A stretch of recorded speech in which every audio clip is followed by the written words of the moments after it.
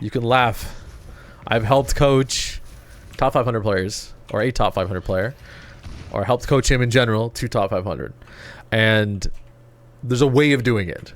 Okay, not being a top 500 player myself. What's the way of doing it? I'm going to be significantly more critical on Aether for all of his play here, even when he's memeing.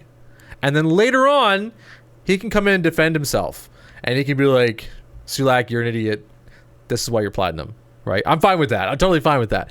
But I'm gonna like look at it, like the guy that they're watching football games and they're like, oh man, this guy can't run the whole field in 12 seconds, and I'm gonna be that guy. Okay, your monkey is perfect, no flaws. Yeah, but see, I'm gonna be like, oh yeah, I could totally do the same type of athleticism that $15 million a year football player. Anyways, I'm gonna do that right now. So. Taking a look at team compositions. We are attacking Monkey. First point, Hollywood. Excellent choice. Monkey is a very, very good choice here, especially for the high ground in Hollywood and the little back area. In terms of composition, we have Diva, Brig, Hanzo, Junkrat, and Baptiste. Not the best to go with Monkey Diva, but I would argue, knowing the players here, they should probably be flexing around Aether and not have Aether flex around them. On the enemy team, of course, we got Baptiste, Mauga, Cassidy, Venture, Ramatra, and Zenyatta. It's going to be very dangerous for the Monkey. Very, very dangerous for the Monkey. A lot of the times, he's going to actually have to engage with the Diva. This is where we're going to see how... and I'm pointing this out pretty much every 6v6 game, how the tanks don't play together, so it's one of my guess right away. But we'll let the game run and just see. I'm curious. Hopefully you sent me a loss too, Aether. Hopefully this is a loss. But of course you couldn't do any more, I know that. That would be absolutely ridiculous. Okay, yeah, awesome. Perhaps today the dragon will be sated. Right, and I will also mention too, you're pressed to find all... Shut up. Game history is all green.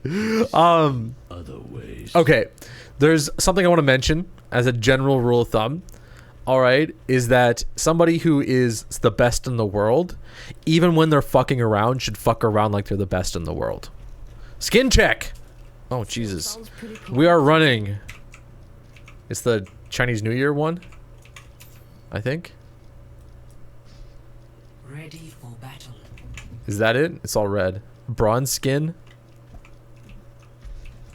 Which skin is this? I don't know my skins that well, guys.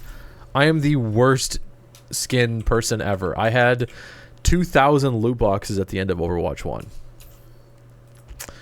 I did not open them at all because I just did. I'm just too autistic. I just didn't care. Still sounds pretty poetic to me. 5, 4, 3, 2, 1. Attackers incoming. Defend objective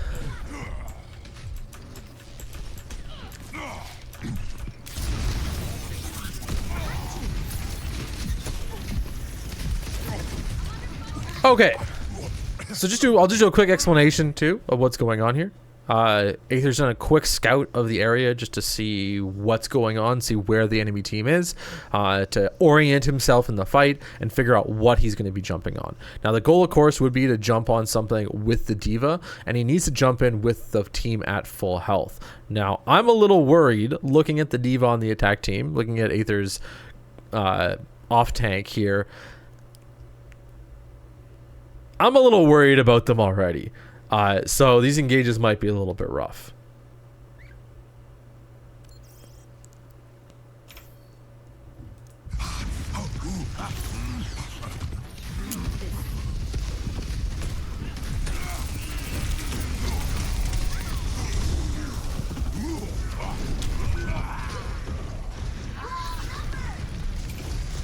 Okay, so how am I going to rip Aether apart here?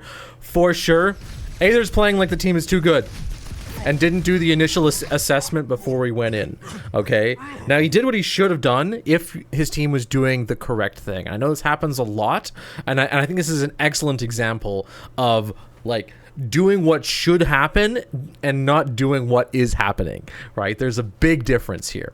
If we take a look at a moment like this, D.Va's burning, the team is generally fairly low. All right, let's fast forward it just a wee bit or let it play. Let's take a look at the moment that Aether jumps in. Right there.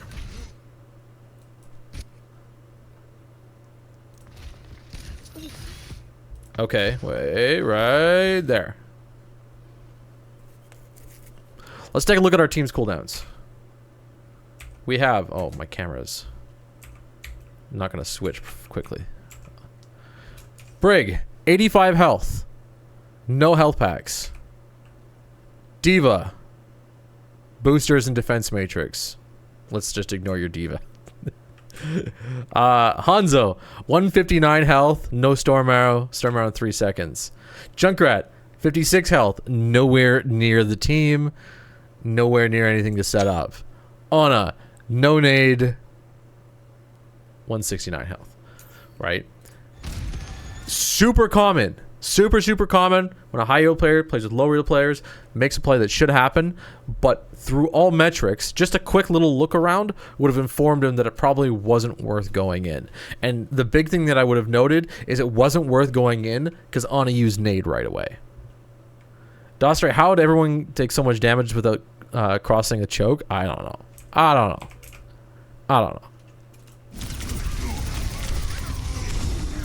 That's why I questioned it from the very start. And then look, he's let out and he dies, right? Now, this is great for a really good player, right? Or I mean, not great, sorry.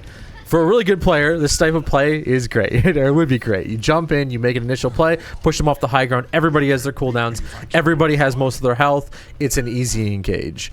But that small, tiny bit of refinement that does take just a little bit longer to assess is not, can my team do what needs to be done, but can my team not do what needs to be done? And it makes a big difference. It does make a big difference in terms of being able to win or lose a fight. Because in theory, he just fed 500 health. You don't like waiting? You want to go fast? I would too, absolutely. Like there's no... Again, I don't disagree with the play that you made there in terms of what should have happened, but what is happening is a little bit more sketchy. Now, of course, we're all set up, but take a look at the team's health. Everybody's already taking damage right away. And your D.Va is off doing her own thing.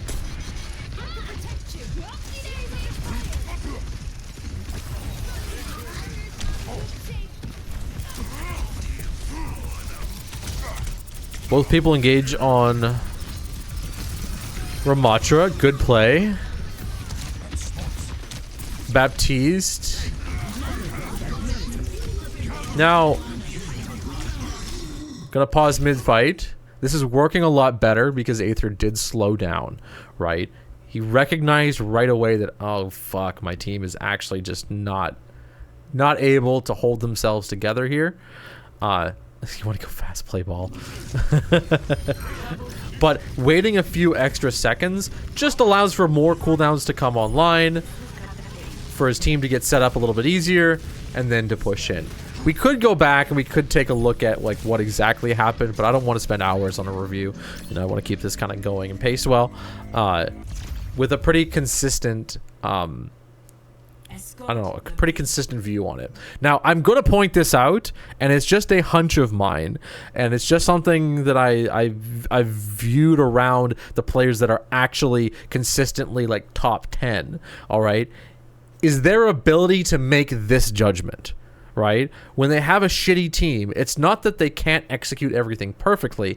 It's that they're able to assess when their team is not capable of making plays perfectly and then adjusting, and that allows them to win that small percentage extra of games. Just a very, very small percent. But it is a big difference. And again, I'll let Aether defend himself a little bit later on this and have other opinions, but I think that is very much there. And it comes to when you consider like somebody who's a pro who's been playing with a lot of team games, when you expect your team to do X, Y, and Z, and they know all these cooldowns come out, They look and they go, oh, these clones didn't come out. Then they have to assess and and change their gameplay. Where somebody who's solo queuing and is just kind of going in and expecting team fights to kind of end up as chaotic but straightforward in a way, like it's harder to assess what's going wrong and what's going right in those chaotic environments in comparison to comparing them to proper environments. Anyways, I know that was a big rant on that.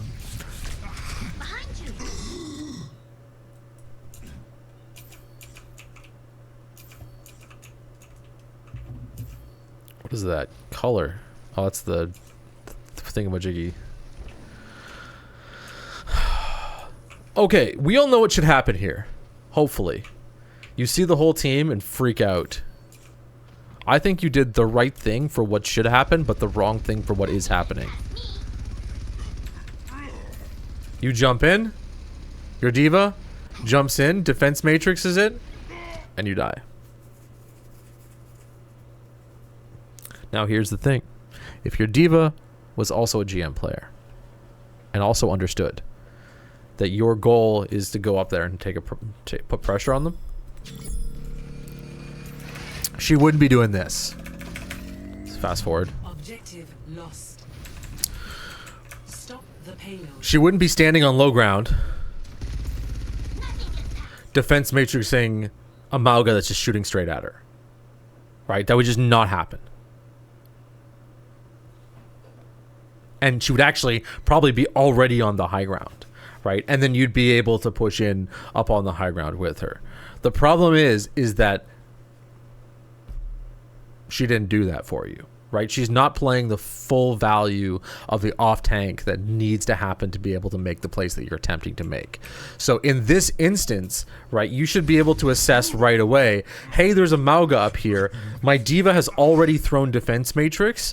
I shouldn't be going up here. There's just like, there's nothing. There's literally nothing to help you go up here and do what you're attempting to do. Even if it's just a fucking Mauga. But it's not. It's the whole thing.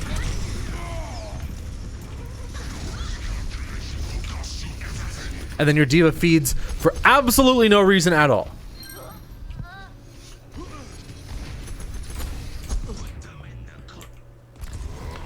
Another chance. Now here's the thing, and I'm gonna use like a kung fu analogy, and it's not real kung fu, but it's like it's fake kung fu dojo theory. All right, you can practice hua hua hua hua all you want, all day, every day, and become perfect at hua hua hua hua hua hua. Right? But what happens when your enemy goes hua, and you're like, whoa, that's a whole new move, right? That's what's happening here. Is a lot of these plays that Aether's making, they're very much straight. They're very good. They're what they're supposed to be in terms of general Overwatch combat. But the team, there's a situation that's coming up that is not exactly in that same path. It's now an angled shot of some sort, right? And that's where you're going to start to struggle, and that's where it gets really, really hard, especially when your team isn't fully embracing what should be going on. Like, why is she defense matrixing this? I hate, like, this is so frustrating. Now you have no defense matrix, and going in is going to be a lot harder.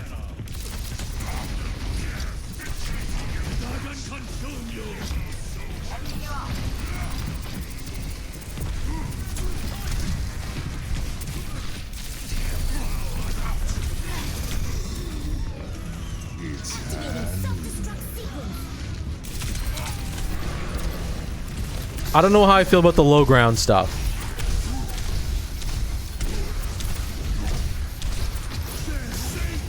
Huge counter. Oh, you could have killed him. Why'd you run? I know you messed it up a little bit, but you could have killed him.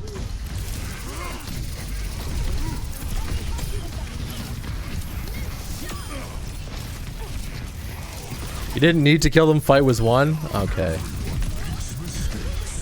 I'll give you that. I'll give you that. So he gets staggered-ish. I'll give you that. My brain is like, Elims! Elim! No, okay, I understand that. has reached the checkpoint.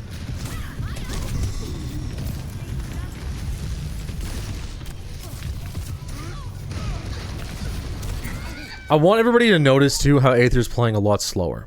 So even though I mentioned earlier, like, he wasn't recognizing the fact that his team was messing up, he very clearly feels like the team isn't doing some kind of job that they're supposed to be doing, right? This is a very clear change in play style right now. It's a much more lurky, peaky, advantagey style Winston dive than the crazy go in, play hard, make aggressive plays kind of play style. So eventually he catches on. The assessment is there. We're going to see how he executes as time goes on here, and see if he kind of keeps committing to this type of play style. But I know he does swap off tanks, so we'll see where this ends up. Like, what is your diva doing? Oh my god.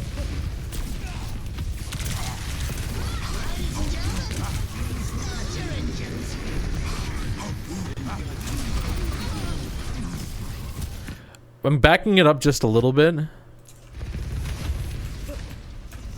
You are in voice chat, and I know you're quiet. But where is it?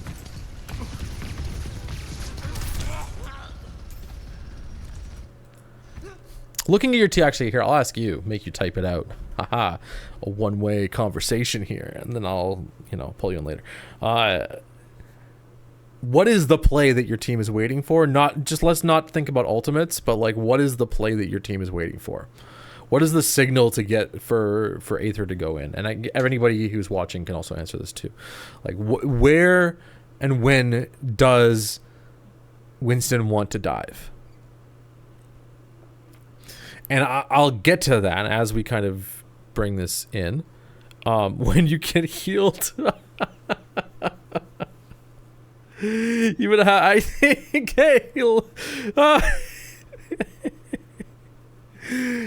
okay.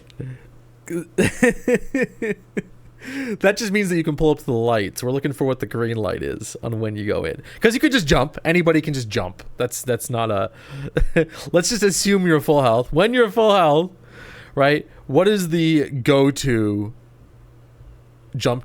Like, what is the thing that will sign off that you're okay to go in and jump? And there's like one or two major things that I see in there. That there's just two major things that you can see. I'll give them away right away. Number one is the enemy team's Baptiste ult. Baptiste Immortality Field. Ult, words, mess them up. So Baptiste Immortality Field comes out. That's huge. Of course, it's not necessarily, I want to point out, not like it would come out first and then you jump in, but you want to be able to jump in on the moments when it's going to be coming out, when the enemy team has been pressured to the point where they're about to put it out, and then you jump in on that spot that needs to be immortalityed. There's like a very refined small moment on that. Another one would be your Ana gets a nade off, right? So that it gets you something that you can jump in on. Again, this is not something where it's the gold way. Nade goes in, then Winston jumps. But as much as it is something that you're both prepped with your Ana, and something happens where the Ana can get a nade, and that's when you're jumping in on something. Those are the two major events. There would be some other ones too, like potentially after Mauga uses his overdrive, maybe watching. Yeah, it's kind of, there's a few variations. I don't know, the other small stuff. I'm not gonna go every little kind of signal, but there's like major signals as to when you want to go in. And that's, I know, Aether, you kind of already know that from the elo that you're at. This is more for everybody else watching. When he wants to go in, he wants to be prepped, ready. There needs to be something that gives him the option as to when he jumps in. He's not just jumping in randomly. He's not just going in as is. There are a few moments, and I do think it's a small weakness of Aether so far, where his team does use cooldowns to keep him alive, and then he goes in. That's really dangerous, because now you don't have cooldowns when you're in. You have cooldowns when you're waiting to be alive, but that's also impatience in a way. He's trying to play for a team that's not using their major cooldowns to keep him alive and not taking a whole bunch of extra damage.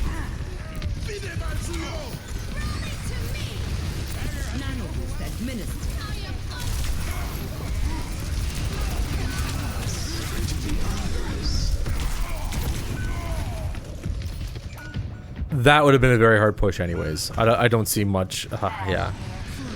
Winston does struggle a little bit at the last point. There is a lot for him to work around, but yeah, we do see him swat off to Ramatra here. Yeah, we're just kind of punishing the Widow. There was not much overall you could do, especially with our ultimate setup. That was a very hard push anyways. I find it very smart that you swap off. As I was just saying, Winston does struggle a little bit at the end here. You can use him, so if somebody's a lower elo, you can commit to the Winston dive and still make plays from it, but it's much better to have like a stronger presence on the payload to push through the last point of Hollywood.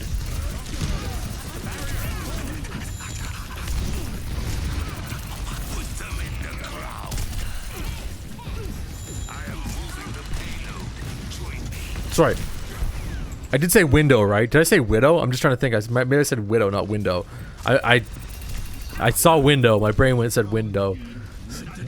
I saw window. My brain said window. Hopefully I said window and not widow.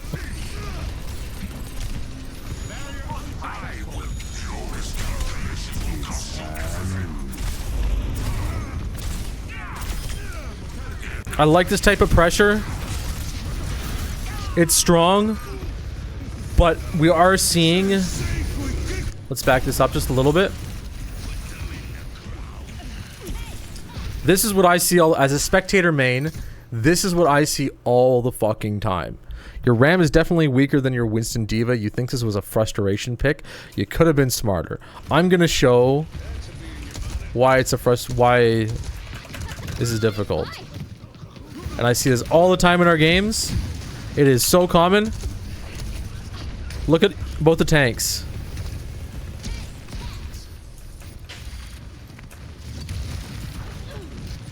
You get bubble. Barely gets her any charge. Getting set up. You're pushing out. You push around the corner. Zarya pulls back. Aether, I know you're pulling your hair out right now. I know you are. I absolutely know you are. Okay. Your off tank is just not as good. But what mistakes did you make? No, yeah, like I'm really serious on that in terms of feeling and setting it up, because there's a lot of hard commitment to this with no consideration for what the rest of the team is doing, which in a way, in theory, is the right play. I keep saying this. In theory, you're making the right play. In a much stronger position, if we stacked you up with a bunch of the top 500 guys, this would be the right play. Why? Because where the fuck is the enemy? What are they doing? They're all over the map. This like Venture should be dead. You know, Cassidy should be dead. Like, there's no way the team should die to any of this stuff. This is a perfect engage in a way, and you have lots of time for everybody to push out and make a play on it. This guy should be dead because there's so much that should be going on, but we're not like reading the situation. We're getting very much stuck into what should be happening, and I'm pointing this out because I see it so much, so much, and we get punished for it.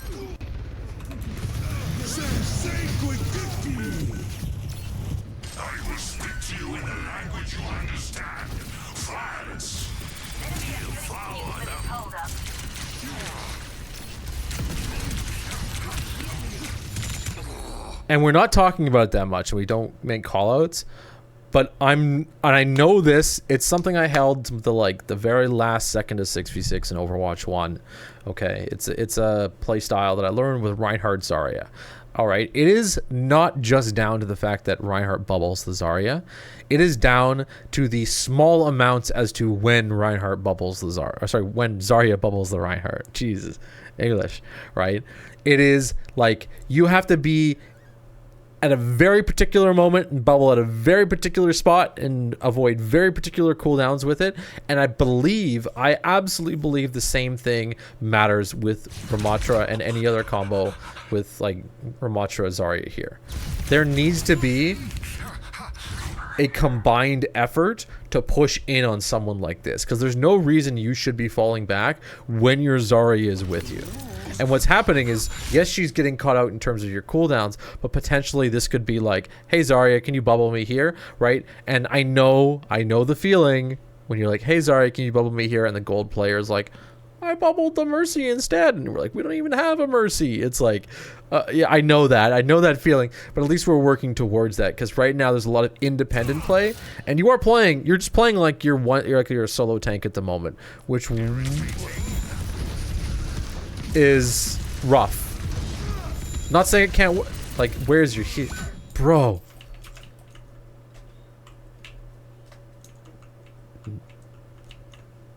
I think Nailot's working hard. Nailot's not that bad.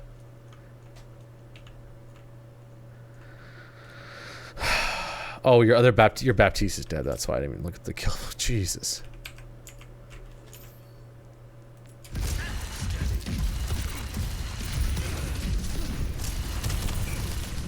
There's also small stuff I don't like within the individual hero, and if I want to focus on hero specific things, we could. Again, we're trying to weed out the things that are generally bad, that are very easy to get rid of in terms of playstyle, and not the stuff that's a little bit more difficult and refined. There is a lot that you can get out of Ramatra that you're not getting, and part of it is that you're standing out in the open, you're throwing your shield out in the open, you know, like just kind of wasting fights. Like, you're also giving the enemy supports extra healing, like, or extra ultimate charge just by spamming. Like, the regular spam shots doesn't do as much in terms of pressure, so a lot of the times there's not really any reason to be doing this. You're burning cooldowns out in the open, right? There's just so many more refined Ramatra things that obviously we could get out. But I don't think those are like individual skill issues. Aether's definitely tilted. Yeah, like, I don't think this is like a... It wasn't a very good pick. There's better, but there's also worse. I don't think it's too like... Yeah, and I know, it's rough. It's a very rough one. But again, when I started this, I'm not sure if you probably weren't here for the very start of the stream.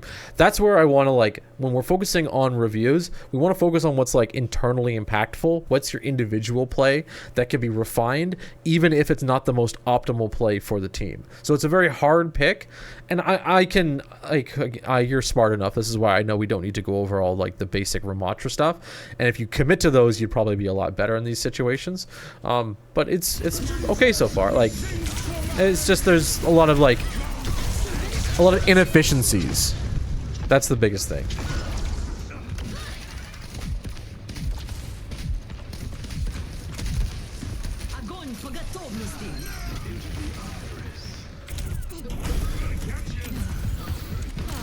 Oh, and look at your Zarya. Your Overwatch 2 tanks are not as polished as your Overwatch 1 tanks. It's just a lot less playtime. Same here. I was a lot bigger tank. I'm going to put my AC on, guys. If it gets loud in any way, if you hear it, can you please tell me and I will turn it off. It's just getting really warm in here right now and it's pretty loud, but I need it on for a few seconds at least.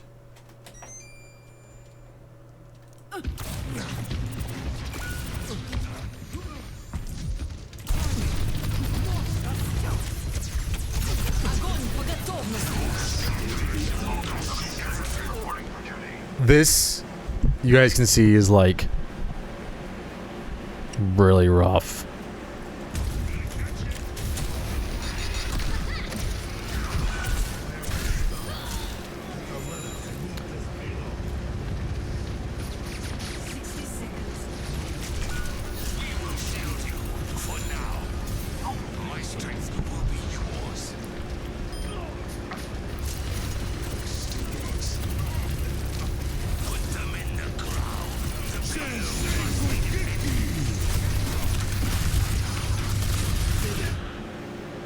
Why aren't you ulting here?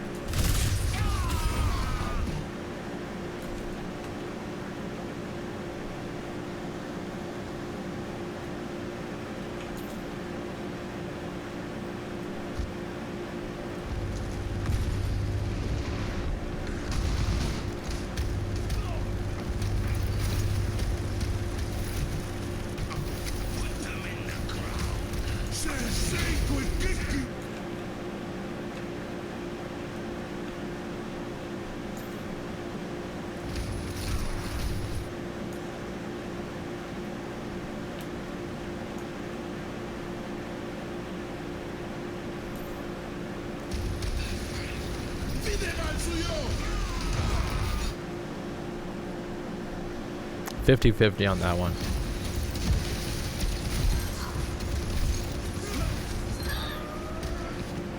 $50-50.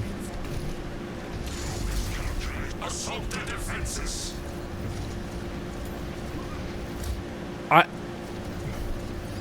So it's not about, okay, I'm gonna be specific. I'm gonna be very specific.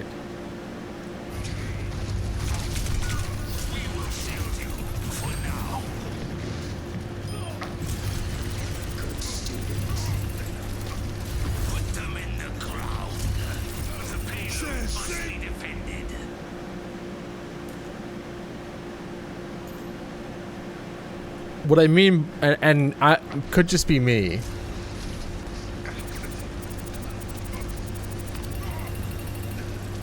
Everybody's alive.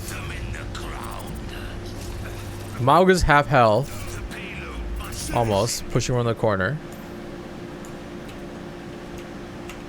There's nothing around right now. I do see it. I do see it. I know what you guys are saying. I'm gonna put 50-50 on that. I feel like he should have ulted as he was walking in.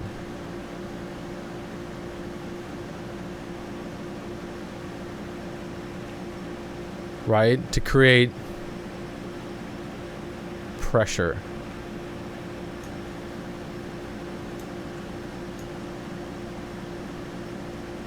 I agree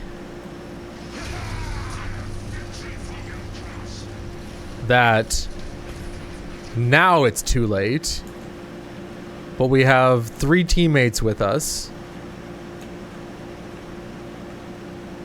and it doesn't do damage to shields, does it? No, it doesn't do damage to shields, I don't think. Either way, we've got immortality field out. I'm not questioning why you didn't do it here, because absolutely, if it's too late, it's too late. I just think we should have done it earlier. But anyways, well, hold on. I'm not... yeah.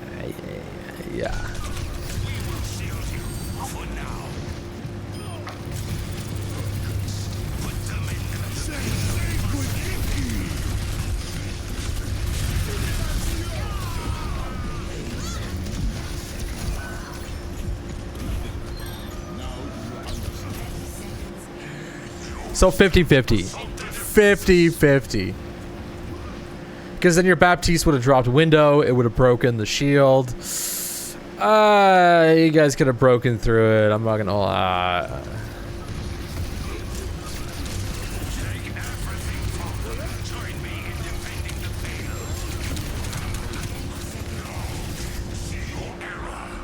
I will point this out. On micro stuff, in terms of tank fights, you don't want to be out in the open like this, especially up against Mauga. A lot of it is about like avoiding as much damage as possible from him. Like if this is a Mauga v Mauga fight, that's fine, because then you can both shoot each other's heads. But in terms of like this fight, he has literally every advantage on this. He's got the high ground. He gets self-healing when he hits you. Like it's you're on borrowed time here.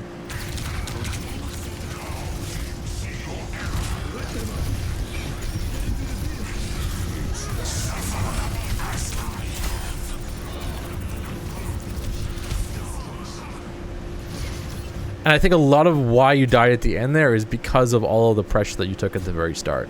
Ramatcha's a lot squishier. especially like especially in 6v6. He dies so quick, especially without anybody else helping him.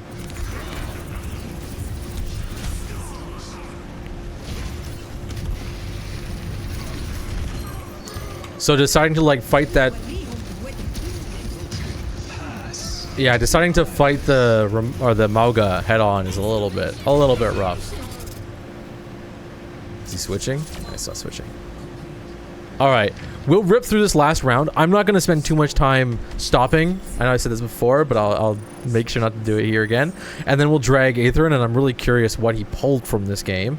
I'm going to kind of interview him as to what the objective is and what he's learned and where to pull it in. And if not, he'll be like, I'm perfect. So, you know, blah, blah, blah, blah, blah, blah. So I'm trying to read chat, or I know it's not really moving, but I start reading it and talking at the same time. Lose my sentences.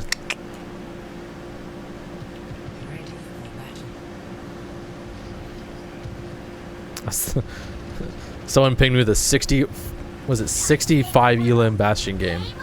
Diva is where Aether is much stronger. I know this for sure. I've seen him play. He's a very scary player on Diva, but not because of like kills or anything like that, but just in terms of value.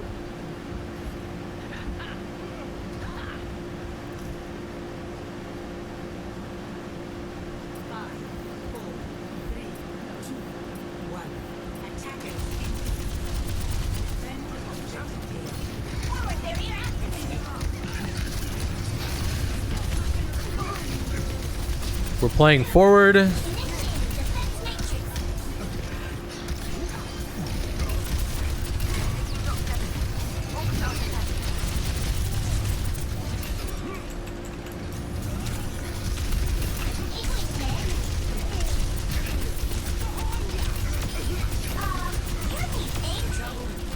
So just to give you guys context too, a lot of Aether's job here is on Diva is to minimize as much damage as possible that comes out from the enemy team, right? If he eats the Doomfist shots, that can turn an easy one shot into something that's impossible for the Doomfist to kill. If he eats, I don't know, even, yeah, like Wrecking Ball. If Wrecking Ball just slams on somebody and then Defense Matrix comes out, then there's absolutely nothing they can do to kill people through the Defense Matrix. Why is Diva 525 HP? Just be balance, 6v6 balance.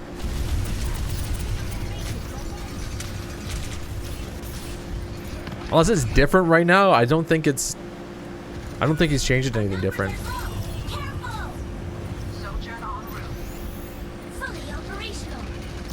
There's a big argument too about whether or not Diva should be more health, but I don't think she should be.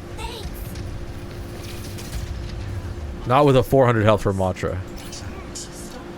Overwatch 1 was 600. Yeah, but there's also the headshot reduction. We don't actually have that disabled.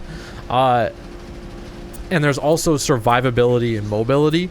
There's a lot more options Diva has. We have the headshot passive. Yeah, that's why. So tanks are quite a bit more powerful right now than they were in Overwatch 1. Quite a bit more powerful. She was also just the best tank. Could use a nerf, yeah.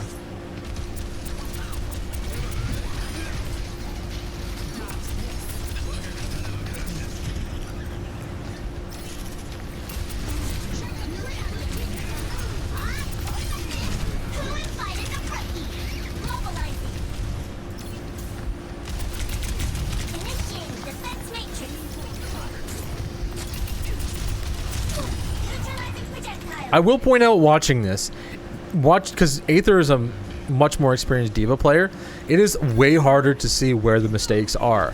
There's something I'm noting right away though, is the amount of damage that he's taking.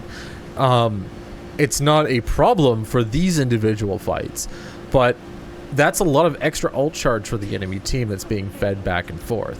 Now, one of the cool parts about Diva with her defense matrix is that it's like a one-way damage machine. There's no ult charge that gets added to the enemy team's stack as that defense matrix eats it. It's a little bit of like a negative effect to take a bunch of extra damage. A lot of extra ult charge for your supports too. In a way, yes. In a way, yes, but it can be much more controlled, right?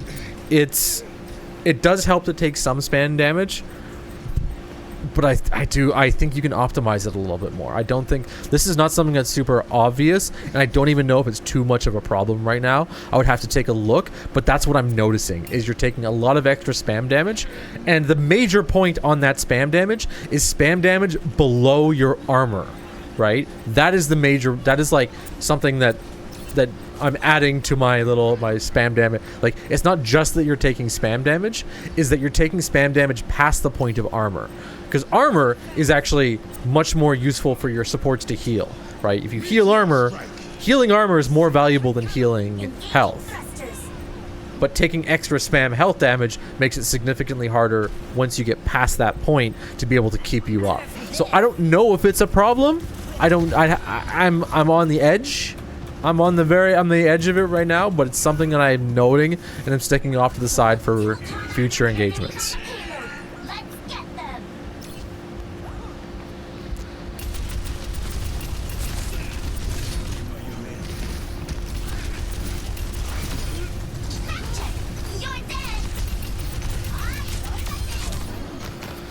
And then he just goes absolutely wild here.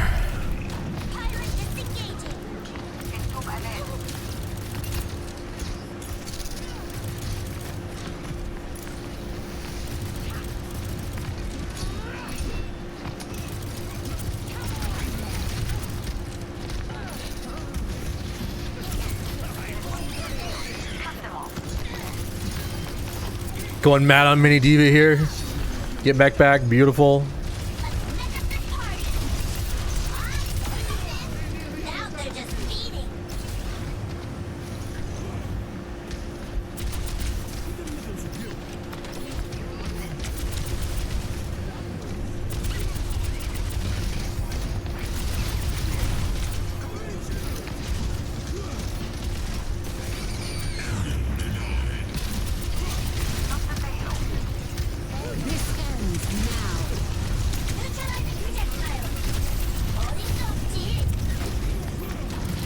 So it's times like this. Sorry, I'm trying to watch it and just really think of what's going on here. I'm just gonna play this out again. You get your mech back. Get in a fight. Immediately lose armor. Yes, we can blame supports. All day, every day. Okay, your team is not that good. Some people are not doing their best here. But we're still down armor. Picking fights. You should have healing here, but we're still fighting. We're down armor, they cut you back below it. You're still below armor level. You barely get armor back. You push back up. Almost immediately lose the armor. And then we get broken. So now, if I was talking to a silver player, I would be like, you're just fine. You're just fine. Health pools and armor and this little bit of stuff, you'll be okay. Just play with your team, use your ultimates correctly, all that kind of stuff. That's fine. But Aether is not an average player. Okay, he's a very, very, very good player. So it's going to be harder and harder, as I mentioned before, to see the things that are causing issues. Again, I have a suspicion. Just my small suspicion that he's taking a little bit too much spam damage and allowing the enemy team to break his armor and holding past that point. I would bet absolutely any amounts of money that this is a consistent thing. It's just a consistent thing. And when you are really good, when you are above masters in many cases, those things that make you better are tiny incremental changes. I don't know if this is one of them completely. I'm not going to guarantee it, Aether. But I've seen the glimpses. Maybe I've seen a little tiny bit here.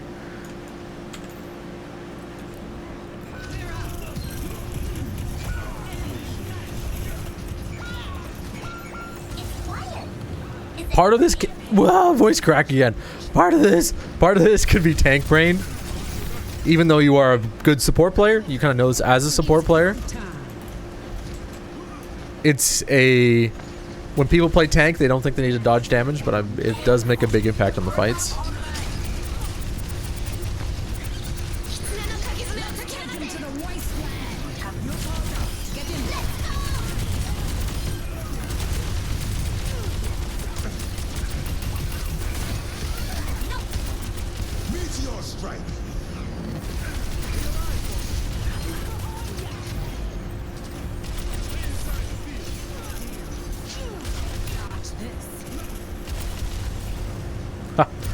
The wrecking ball hiding off in the corner. Okay. Also, another skill is the I need healing button. Slam that fucker. You might be right now. I don't see it. We don't have it on or whatever like that. But that is like a cooldown button. Slam that fucker.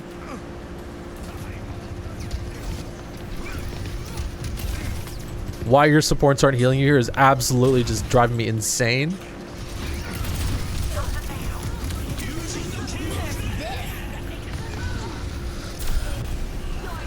Mech to get Genji off your ass. I like it.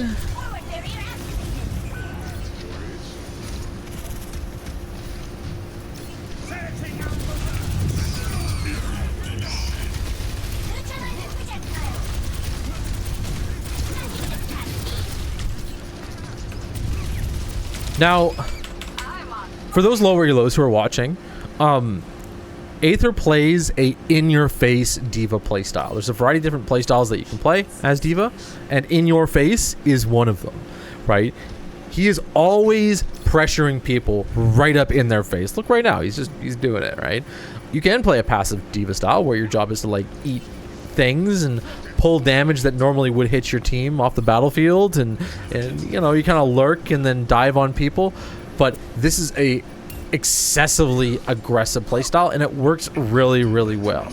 But it's also, to make my case, and we'll pull him in just a second here, possibly the extra damage that's being taken could be mitigated a little bit, and they would become just that much more valuable. Like, just that much more valuable. Dostra gonna get dinner? Okay, all right. We'll take a quick break after this one too. Like I said, I'll bring Aether in. I'm gonna grab a drink, grab myself something to snack on. It is just a bit past lunch anyways.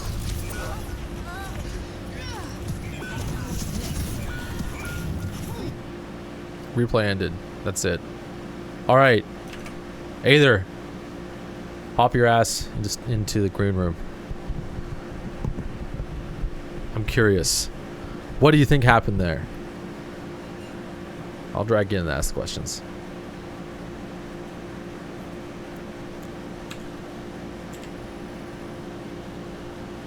And actually, I can even bring it up.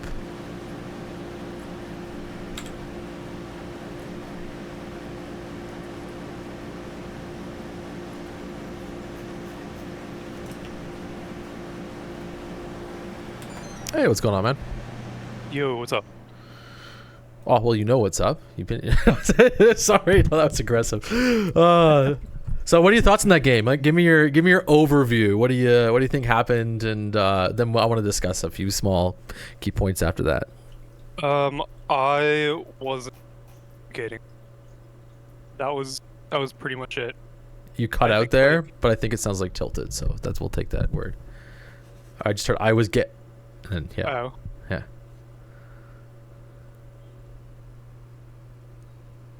You're good though. I can hear you clearly now. I'm not sure what happened. Okay. No, I was saying I wasn't. That was the main thing. Are you trolling like me? You were saying. You're cutting out like right as you go to say stuff. Really? Yeah. I swear I'm. Okay. You're super. It's like you're super clear and then you cut out. You're super clear and you cut out. Say Peter Piper picked a pack of pickled. Oh, okay. He's. Give me Peter Piper picked a pack of pickled peppers. Peter Piper picked a peck of pickled peppers. She sells seashells by the seashore.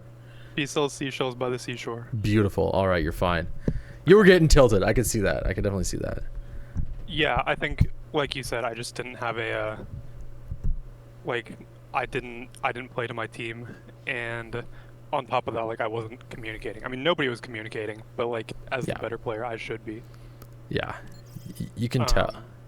I think the only time I talked that game was that D.Va point B defense where I'm 1v4ing on the high ground, and we have 4 ults, and we're just not using any of them. I was like, wait, what are we doing? But after we lost the fight, you know, which is like not helpful. Yeah. Yeah, that was like when I first started getting good like 5 years ago. That was like the main thing that got me like really high up in GM was just like realizing that I was better than most of the players I was playing with, and if I just tell them what to do, then like it goes better. Okay. But, like obviously these are like casual games. I don't want to like, you know, shot call IGL every single game. But I think I definitely could have won if I had done that. Calmings is an easy answer. I think that's like a pretty standard one. If you couldn't calm, then I'm very curious. Like, what do you think would be the biggest thing to change that game? Not picking Ram on the last Not point there. picking. I picked Ram because I thought my off tank was on Diva, and so I thought like he'd be able to contest the high ground and stuff. And I think he switched to Zarya. Yep. Which I could have calmed and said, no, can you stay Diva please, and that would have fixed it. Yeah, just like playing something better. I think my monkey pick was good. I think my Diva pick was good. It was just the Ram. The monkey and Diva is fine. Like I'll even point out too, and just quickly overview. I do think the Ram was okay. It's just that you're not totally optimized as well as you are with monkey and Diva. Yeah, right? Definitely. I think Spot pointed out the one we argued about where I apparently should have used ult was I didn't put my shield down before I went into Nemesis form, which is like you know, number one rule of playing Ram. I just I don't think about it because I don't play that character often. And I think that would have turned the fight. Yeah, I didn't really mention that either, but I just kind of assume that, right? Like it's the same thing with any other ult. You want to pull the maximum value from the situation, and I do think like that's what I felt like. Again, I'll still argue it's a 50-50 to use that ult early, but definitely if you drop the shield, you know, you have 3 teammates inside the thing with you. But that's just all unfamiliarity, I think, with Ramatra as a hero. I maintain that ulting would not have turned that. I don't think 30 chip damage on a single map, like nobody else was in range, unless they like panic or something. But there was like a Zen and a Pap and a Malga looking at me. I think I would have just died anyway. Possibly. I'm still giving it 50-50. But I'm not gonna die on that hill. I see the vulnerability in that, and that's not really, yeah. Maybe not. Maybe, and I'll point this out. Know that he has he has cage fight, right? Like yeah, that. True. Tracking ults. Ult tracking would have definitely helped quite a bit in there, but also it was frustrating because your team was not optimizing on theirs in general. So tracking your own team's ults was probably harder than yeah. That's the other thing too. Like I can press tab and like see if my Ana has nano and like ask for that instead of like just assuming she'll give it to me. Yeah, I think a lot of it is just ego. I'm super stressed because I'm trying to juggle everything, and I get mad at my teammates instead of like channeling that until I can figure out how to win the game. Into refinement. Okay, that's where I'm curious, and I'm gonna hold to it. I think it's a thing, but I have to see more of your plays. I do think you're taking a little bit more spam damage than you should be. No, not at all. You don't think so? Perfect Diva. Okay. Okay. What? I'm playing a 1v4. I'm like contesting the high ground. Nobody else on my team is contesting the high ground. I'm the only one doing that, and I'm like nobody's following up.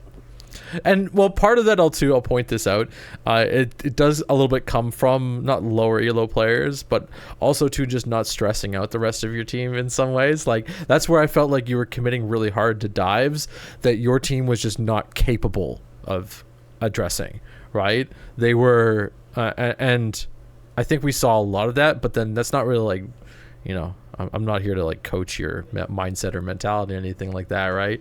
But like that was a game where like everything was kind of weighted against you, and so you would have to do something that's a little bit out of the way or out of the ordinary to win it, right? Like, do you agree on that layer? At least I feel like that's a, yeah. All right. Good. I think though, like the problem like is mental. Like even if I could have eked out like that tiny little like less chip damage or more like ability efficiency on Ram, like the easier thing to do would have just been like communicate and yeah. Deal with fucking people, man. God damn, I totally agree. And like that too, like I feel like I'll get frustrated and stressed and I'll like I don't want to come off as a dick, like telling my team what to do all the time, and so I'll try to like play better myself, and like at some point you have to like bridge the gap. I guess so. Yeah. Yeah, and that's where I can see like the forcing and stuff comes out. Where trying to push corners and stuff like that you shouldn't. That I'll point this out too, and this is because you're better than a lot of the enemy team. You're actually winning a lot of engagements that possibly you shouldn't be engaging, but shouldn't be winning. But then that's also like on both sides that like you're both tanks. I actually to pull more of a point from that. How do you feel about tank synergy in general in most of the games? Like, are you feeling people are getting better at it, or is there like is that still something that a lot of newer players are really, really struggling with? What are your... I think it's I mean, for this server at least, it's getting worse. Like at the beginning, we had like a lot of like, you know, big 6v6 heads, and now we're like pulling in a bigger audience of like mainly 5v5 players and like people who have never played 6v6 or very little of it. And I'm seeing like a lot less synergy. Like tanks just playing on complete opposite sides of the map of each other. Stuff like that. Like I think in this game too, that was a bunch of newer players, right? That did come from mostly 5v5. Hopefully, and we did it. We had like that peak point in time for a while where it seemed like people were really getting used to the two tanks. But as we spread out a little bit more into larger games, hopefully, and actually, I'm trying to like, I don't know, brainstorm a little bit about how to improve this. And this is also I'm glad you said that, because that's one of the reasons why I wanted to do some more of these reviews on stream, right?